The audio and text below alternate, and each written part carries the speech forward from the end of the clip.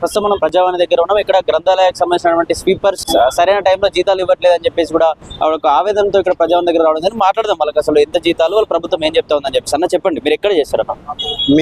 Huzur Nagar sir, Suryapet district Huzur Nagar లో చేస్తాం. ఏంటి ప్రాబ్లం ఏంటి? శాలరీస్ ఇష్యూ లేకపోతే? అదే శాలరీసే సార్, జీతాలు చాలా తక్కువ వస్తున్నాయి. 6,000 ఇస్తారు నెలకి. ఒక లేబర్ యాక్ట్ ప్రకారం అయినా 18,000 ఇవ్వని అంటున్నాం. మా పరిషత్ చైర్మన్ గారి పరిధిలో ఉన్న ఒక 20,000 అన్నా ఇవ్వమంటున్నాం సార్. అంటే ఇప్పుడు ఎంత వస్తున్నాయి మీకు? ఇప్పుడు 6,000 ఇస్తారు సార్. 6,000 అంటే ఏం చెప్తుంది ప్రభుత్వం? అంటే పెంచండి అని చెప్పి వాళ్ళ దగ్గరికి వెళ్తే ప్రభుత్వం ఏం చెప్తుంది? వాళ్ళు పరిశీలిస్తాం, గవర్నమెంట్కు రాస్తాం, త్వరలో చేద్దాం అని అంటారు సార్. కానీ కాలయాపన చేస్తుంది, అది కావటం లేదు. మేము ఇప్పుడు దరిదాపుగా ఒక 1 year నుంచి అమ్మడపడుతున్నాం సార్. 1 year నుంచి అమ్మడపడుతున్నాం, కావటం లేదు అది. అందుకే ప్రజావాణి కన్నా వస్తే ఇక్కడ లోపల కూడా sir planning commission Chenna Reddy sir ఒక ఎండార్స్మెంట్ రాశారు sir. Principal education department principal Yogita Rani madam గారికి అక్కడికి ఇచ్చారు సార్. అక్కడికి పోదామని అనుకుంటున్నాం సార్ ఈ 2-3 రోజులు. ఓకేనా, చెప్పండి. ఇప్పుడు పరిషత్ పరిధిలో 20,000 దాకా పెంచే అధికారం ఉన్నది సార్. మాకు 20,000 కూడా పెంచొచ్చు. మాకు ఒక న్యాయమైన డిమాండ్, మాకు సరైన న్యాయం చేయాలని కోరుకుంటున్నాం సార్. అంటే పెంచొచ్చు అని ప్రభుత్వానికి తెలుసు, అయినా కూడా ఎందుకు పెంచట్లేదు అంటారు మరి? ఇప్పుడు వాళ్ళ పెంచుతా అంటారు కానీ ఎలాంటి కూడా ఏం లేదు సార్. మళ్ళీ ఎప్పుడు పెంచుతారో అని మాతో ఒక చిన్న రిక్వెస్ట్.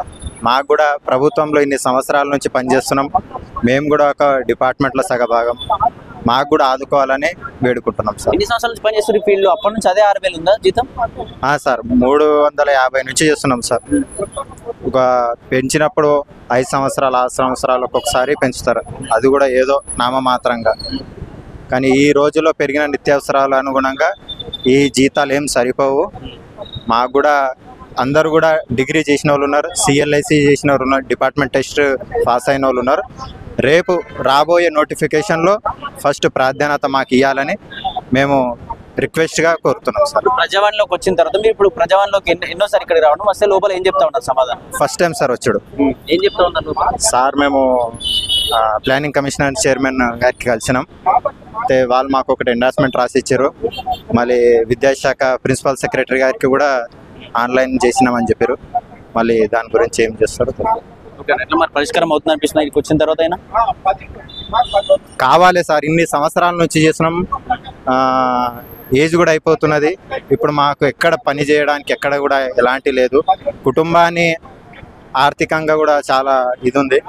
మాకు ఆదుకోవాలంటే మేము మా గ్రంథాలయ పరిషత్ చైర్మన్ గారికి, రాష్ట్ర గ్రంథాలయ డైరెక్టర్ గారికి కోరేది ఒకటే, మమ్మల్ని కూడా ఆదుకోవాలి. మేము కూడా డిపార్ట్మెంట్లో ఇన్ని సంవత్సరాల నుంచి పనిచేస్తున్నాం, మాకు ఆదుకోవాలి. మాది ఒక చిన్న రిక్వెస్ట్ అంతే, వేరేదేం లేదు సార్. ఇంకొకటి, అందరి డిపార్ట్మెంట్లో చాలామంది సిఎల్ఎస్సి చేసిన వాళ్ళు ఉన్నారు. ఫస్ట్ మాకు ఇచ్చిన తర్వాతనే వేరే వాళ్ళకి ఇవ్వాలి సార్. ఇది ఒకటి మాది చిన్న రిక్వెస్ట్.